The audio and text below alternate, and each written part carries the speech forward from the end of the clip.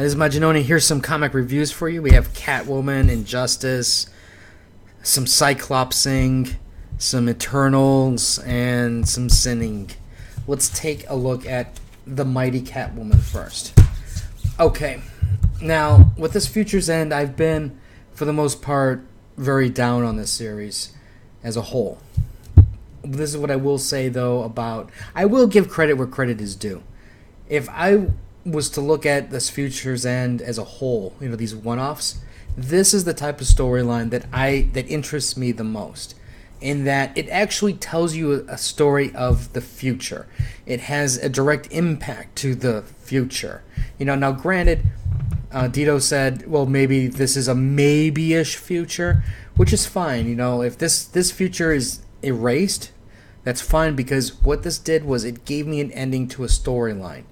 And I give them props for giving me this book because of that. They didn't throw punches. They threw some punches to make it impactful. They kind of used a recycled story a little bit, but as a whole, I think it fit what a one-shot should be when it ties into a storyline like this. Not like some of these other books that really have no impact and they're pretty much just throwaways. Anyways, with Catwoman, she is the leader of the crime, she's the leader of the crime bosses in Gotham.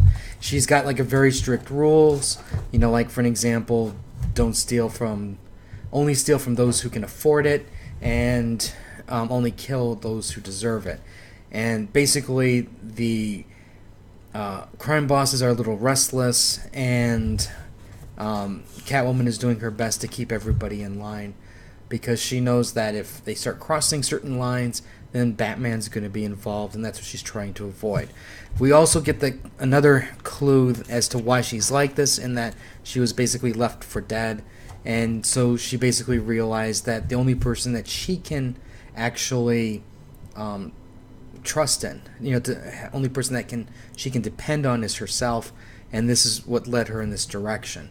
And it basically shows her journey as to what happens at the end of her career, so to speak, as being a crime boss.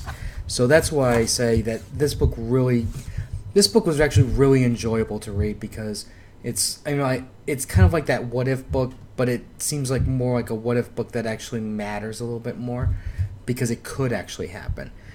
I don't think it's going to happen the way this is presenting itself, because then technically the Catwoman character is gone. So that I don't think it's going to come down to that. But I like the art, I like the story. I think Selina looked a little evil, bitchy maybe, but from what apparently she's gone through, I can understand the change. So I think that's all. This is all well and done. If you're looking to maybe be selective, this one I would definitely recommend if you were a Batman fan. Injustice, number 12.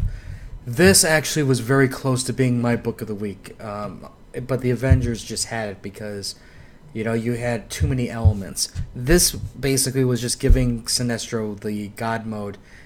Superman the God mode, and Superman just wrecked some havoc. And Sinestro went along the way and also created some havoc. And this actually was really, really enjoyable. I'm really pleased with the Injustice storyline. I would highly recommend this storyline. The art's maybe not the greatest, but it's definitely average.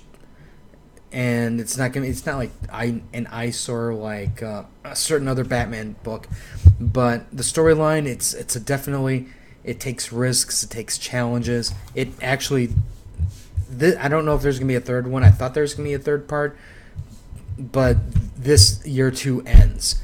And it ends at a very interesting point, because there's a lot of death. And at the end of death, there's life. And it's the life part that really appealed to me and drew me in to say, okay, there's a lot of doom and gloom, and there's just this little hope of happiness type thing. Also, the odd thing at the end of this book was you see all of this actions, all this violence, and it ends with the title World's End. So, which again ties into their overall theme of, the Future's End, World's End, and the World War type stuff. So I'm really curious to see if this is going to tie into all of that stuff. But I really enjoyed this, and highly recommend people buying the trades for this book. Cyclops. Okay, this is the final part to the father-son bonding storyline where they're trapped on a planet that they can't get off of, so they trick a bunch of bounty hunters to come pick them up. It's not that bad of a story. It's a good story in the sense that it teaches Scott about honor and keeping your word, keeping an oath. It's that kind of a storyline. Trust, I guess you can also throw that into it. Overall, I enjoyed it, but I'm telling you, this is not what we're going to call like Eisner Award winning. But it's a decent read. People, especially people who hate Cyclops with a passion, this is a slightly different version of Cyclops, so maybe your anger and hatred might drop a little bit, but, you still want to punch him in the face. Okay. Here is Batman Eternal with the eternally muddy, dirty, dark art that just, I don't know. There's something about the artwork that, well, I guess you can say on one level it's satisfactory, but on the other end, I just look at it and it's just like, it's really muddy, and at times I just can't get into it, and I think like part of it is this face, because this face is very Chaykin-like, and I can't handle his art. I'll drop books for his artwork, and basically what we're looking at here is, we know Hush is involved, and it looks like what they're trying to do is they're trying to bring the family back together again, because individually the Bat family is weak, but when they're together they're nearly invincible. So that's what this book is really about. And even this is like just sloppiness. It's like, I know it's a weekly series and this is rushed, but man, take some pride. Alright. Next up is Guardians of the Galaxy number 19, Original Sin.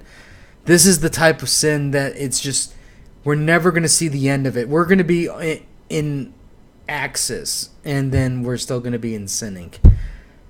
Okay, we're going to take our journey to the Cancerverse, where we have Star-Lord, Nova, Thanos, and Drax.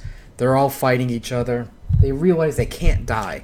And I gotta admit, the really fun part of this was when they figured out they can't die. Once they get killed, they just basically are reborn. Drax goes up to Thanos and he's like, "Does dying hurt?" And Thanos is like, "Yes, it does hurt." So Thanos uses the Cosmic Cube and kills. Drax uses the Cosmic Cube and kills Thanos. And way off in the distance, you hear Thanos, screaming. So, that part was a little funny. I like the little touch. The dialogue is actually really good throughout the beginning part. And then what we get is we get the battle with the Cancerverse villains. And this ends in a very violent fight. And I'm enjoying it, but part of me is kind of like going, okay, Original Sin's done. Can't we just go back to Guardians of the Galaxy without all this nonsense? But this is apparently a very big storyline with how these people came back. Is Richard Rider going to come back with them? But overall, I really enjoyed it, but I think this is one of those cases where it's, not everybody is going to have the same level of appreciation towards it. But anyways, that is my reviews for the week. If you have any comments or questions, let me know. Let me know what you guys bought and enjoyed. I'll have some more reviews and stuff later. So, like and share. Facebook, Crunchyroll, anime reviews, and I'll more later. So until next time.